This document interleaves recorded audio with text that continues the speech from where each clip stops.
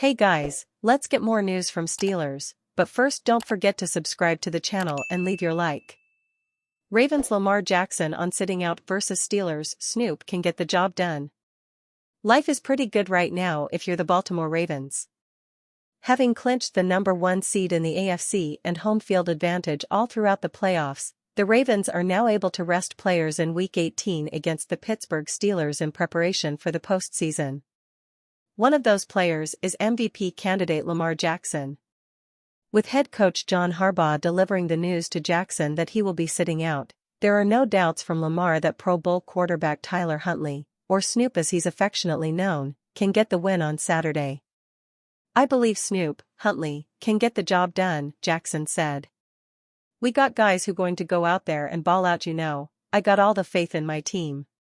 One of the biggest questions entering the season was what would the Baltimore offense look like with new coordinator Todd Monken taking over from Greg Roman. While there were growing pains initially, the unit has gotten into a groove and as such, Jackson has had an MVP-level season.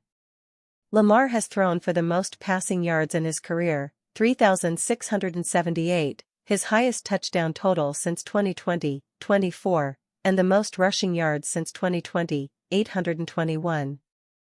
All of that has led the Ravens to a 13-3 record with Jackson under center, but why does he think that the offense, particularly over the last few weeks that has seen them demolish the San Francisco 49ers and the Miami Dolphins, has been so potent? "I just believe we've been just gelling together and getting better each and every day," Jackson said.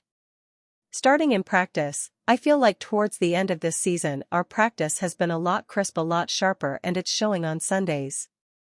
The Ravens are in a similar position to 2019 where they secured the #1 seed after Jackson's MVP season, but went one and done after defeat to the Tennessee Titans 28-12.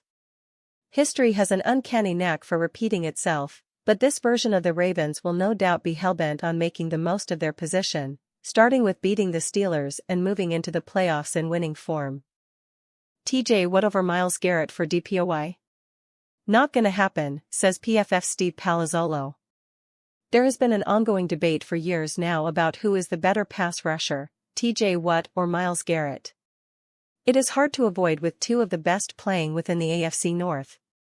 The Pittsburgh Steelers and Cleveland Browns are rivals, which fuels the fires of the debate, taking it to another level. There are a lot of parallels to their careers as both were selected in the first round of the 2017 NFL Draft, Garrett with the first overall pick and Watt with the 30th. Both players have been on historic paces with their sack production over the course of their first 100 games played and beyond, but the argument that seems to arise every year is who should receive the NFL Defensive Player of the Year award. Between the two of them, Watt is the only one to win the award in the past, with his record-tying sack performance in 2021. Up until 2022, the 50-member Associated Press panel of voters each got one vote toward DPOY. In 2022, they changed to a system where each voter ranks their top three in order in a 5-3-1-point system. The year Watt won, he received 42 votes and won in a landslide. Watt has received votes every year since 2019 except for his injury-shortened 2022 season. Garrett received his first votes during the 2022 season with 17 points, which suggests very few people, if any, had him as their top choice. That was good enough for a fifth-place finish. The debate rages on this season with both players having excellent seasons. Here are their 2023 stats with one regular season game remaining: 60 combined tackles, 42 solo tackles, 17 sacks, 34 QB hits, 16 tackles for loss, 4 forced fumbles, 8 passes defensed, 1 interception, and 1 touchdown. 42 combined tackles, 33 solo tackles, 14 sacks, 30 QB hits, 17 tackles for loss, 4 forced fumbles, and 3 passes defensed. Of course, impact goes beyond just the statistics, and comparing the two players isn't apples to apples. Garrett is a defensive end in a 4-3 system while Watt is an outside linebacker in a 3-4 system. PFF has given Garrett a 93.6 overall defensive grade this season and credited him with 86 total pressures. Watt has a 91.5 overall grade and 82 total pressures. In baseball, There is a WAR metric that assigns a wins over replacement value to every player that takes all of their stats and advanced metrics into account. Palazzolo was asked if PFF has a similar metric. "We have a WAR metric too that also has Myles Garrett ahead, by the way," Palazzolo said.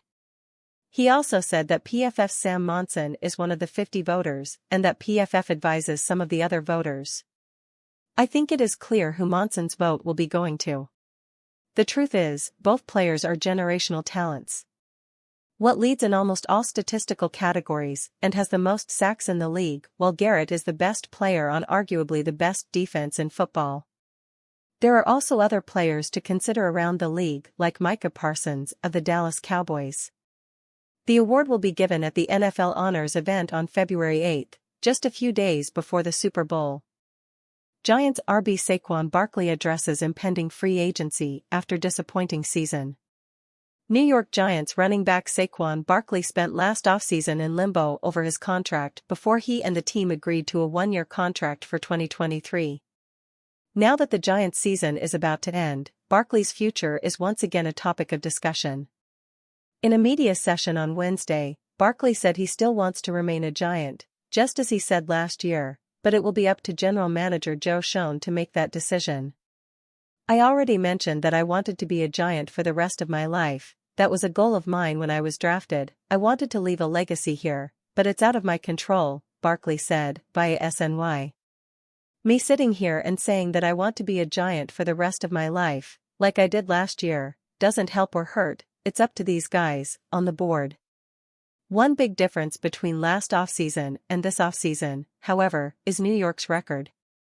Last year, the Giants were coming off a winning season and a playoff appearance, while this year they have already achieved a losing record.